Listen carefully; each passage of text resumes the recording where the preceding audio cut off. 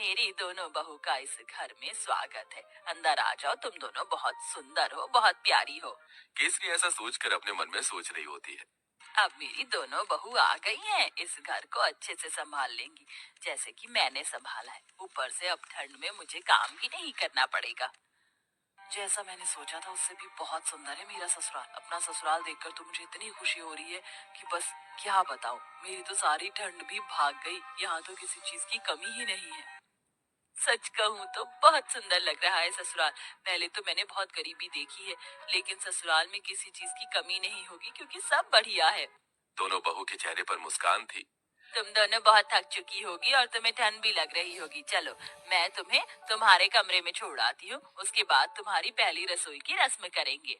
केसरी ऐसा कहकर अपनी दोनों बहू को उनके कमरे में लेकर जाती है, जहाँ दोनों बहू थोड़ी देर आराम करती हैं। कुछ ही देर में केसरी उनके पास आती है और उन्हें पहली रसोई की रस्म के लिए बुलाती है। तुम दोनों ने आराम तो कर ही लिया होगा, चलो पहली रसोई की रस्म भी कर लेते हैं। केसरी ऐसा कहने के बाद दोनों बहू को ठंड में रसोई में छोड़कर बाहर चली जाती है। थोड़ी ही देर में फिर से वो दोबारा आती है। मुझे माफ कर देना, मैं तो तुम्हें सामान निकाल कर देना ही भूल गई, अभी देती हूँ। केसरी रसोई में आकर एक कटोरी लेती है और उसमें 6 चम्मच चीनी डालती है, 2 गिलास दूध निकाल कर रख देती है और साथ में 2 कटोरी चावल निकाल के डोंगे में रख देती है। ये रहा सारा सामान। अब तुम अच्छी सी स्वादिष्ट खीर बनाकर सभी के लिए मीठे में लेकर आ जाना। केसरी इतना कहकर रसोई से बाहर चली जाती है और दोनों बहू एक दूसरे की तरफ देख रही होती हैं। लगता है माँ जी हमें कुछ ज्यादा ही भली समझ रही हैं। मुझे तो लगता है कि उन्हें ये लग रहा होगा कि हमें खाना बनाना ही नहीं आता। चलो, कोई बात नहीं, हम अपने हिसाब से बना लेते हैं। ज्यादा बनाएंगे ताकि रात को खाने को मिल जाए। खाने के बाद कुछ मीठा अच्छा लगता है। इस तरह आराध्या और राधिका दूध चीनी चावल निकाल कर ज्यादा सी खीर बना लेती हैं, जिसके बाद वो खीर परोसकर घर में सभी को देती हैं। बहुत अच्छी खीर बनाई है।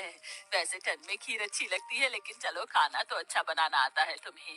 कितनी अच्छी बात है, मेरी बहू तो बिल्कुल मेरे जैसी आई है, थोड़े सामान में ही अच्छा खाना बनाना। केसरी ये सोचकर बहुत खुश हो रही होती है। वो कुछ देर बाद अपने कमरे में आराम करने चली जाती है। अब दोपहर का खाना बनाने की बारी आती है, तो दोनों बहू ठंड में रसोई में आती है। कुछ ही देर में केसरी भी रसोई में आती है। अरे, इस वक्त तुम रसोई में क्या कर रही हो? माँ जी, हमने सोचा कि समय पर ही दोपहर का खाना बना देते हैं। अरे, दोपहर के खाने की क्या जरूरत है, सीधा शाम को खाना बनाना चाहिए ना। वैसे भी ठंड में इतनी भूख कहाँ लगती है। और इस पतीले में क्या रखा है? केसरी तब पतीले को देखती है तो उसके अंदर खीर होती है। हे भगवान, इतनी सारी खीर! तुम दोनों ने इतनी सारी खीर कैसे बना दी, जबकि मैंने तुम्हें सिर्फ 2 कटोरी चावल दिए थे, 2 गिलास दूध दिया था। अरे माँ जी, हमने ज्यादा इसलिए बना ली थी ताकि हम रात तक आराम से खीर खाते रहें। हे भगवान, तुम्हारा पेट है कि कुआं? आज के बाद ऐसा बिल्कुल नहीं होना चाहिए। जितना मैं सामान दूंगी उतना ही बनेगा। ठंड में इतना खाना कोई नहीं खाता। लेकिन माँ जी, लेकिन वेकिन कुछ नहीं। इस घर को चलाना है या घर की बर्बादी करनी है? आज से ही अपने कान में आठा लगा लो, फिर ये गलती नहीं होनी चाहिए।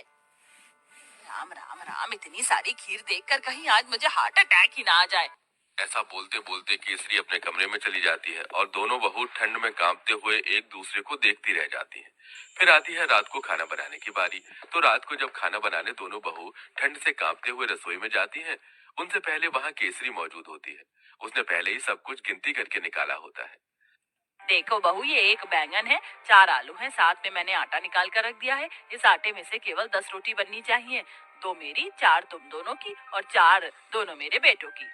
ऐसा कहकर केसरी रसोई में चली जाती है। इस तरह दोनों ही बहू कंजूस सास से बहुत ज्यादा परेशान हो जाती हैं।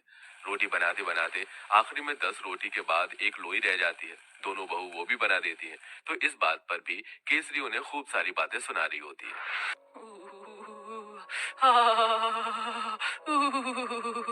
बहुत ठंड लग रही है। एक तो घर के सारे काम करो, ऊपर से खाना भी बनाओ तो गिनती का। मेरा तो पेट भी नहीं भरता। पता नहीं कंजूस सास हमें कुछ खाने क्यों नहीं देती। सही बोल रही हो। ऊपर से रसोई में काम करते हुए ठंड लगती है। हमारी सास हमें एक हीटर भी नहीं ला कर दे सकती। वैसे मुझे बहुत जोरों से भूख लगी है। 2 रोटी में मेरा क्या होगा? एक आखिरी में 10 रोटी के बाद एक लोई रह जाती है। दोनों बहू वो भी बना देती हैं। तो इस बात पर भी केसरी उन्हें खूब सारी बातें सुना रही होती है।